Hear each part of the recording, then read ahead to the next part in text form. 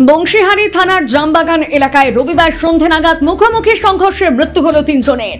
একটি বোলেরো এবং একটি পিকআপ ভ্যানের মধ্যেই দুর্ঘটনাটি ঘটে। স্থানীয় সূত্রে জানা যায়, মালদা জেলার মাধাইপুর থেকে গঙ্গারামপুরের ঠ্যাঙ্গাপাড়ায় নিজেদের দলের ফুটবল খেলা দেখতে আসছিলেন তিনটি গাড়িতে একাধিক জন।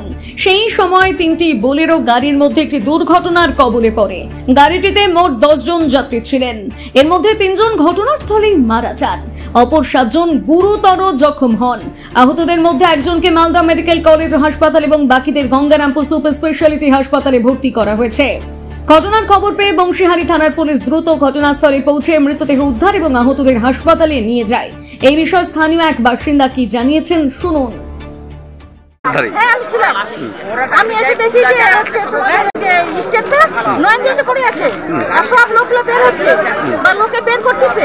আমি একটু সহযোগিতা করলাম, একটা দুটো দিলাম।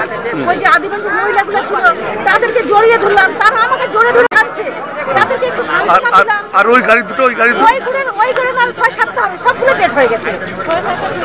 মানে সবাই মানে গুরুতর আহত। একটা নিয়ে গেল হচ্ছে তোমাদের মেয়ের থেকে ওই ওটা নিয়ে গেল, সে তো শেষে হাত পা কিছুই নেই, আর বাকিগুলো হচ্ছে সব অ্যাম্বুলেন্স করে নিয়ে গেল। আমার হাজবেন্ড ও নিজে বের করলো একটা, আমি আবার লাইট দেখালাম, নিজে বের করলো লাস্টে একটা, মানে বুলেরো থেকে নিজে বের করলো। আমি দেখলাম যে কি প্রথম আমি দৌড়ে এসেছি এখানে। একই সাথে অ্যাক্সিডেন্টের কবলে পড়ে আরো একটি সরকারি গাড়ি। বংশীহারি থেকে বিশেষ প্রতিবেদন, নিউজ টুডে।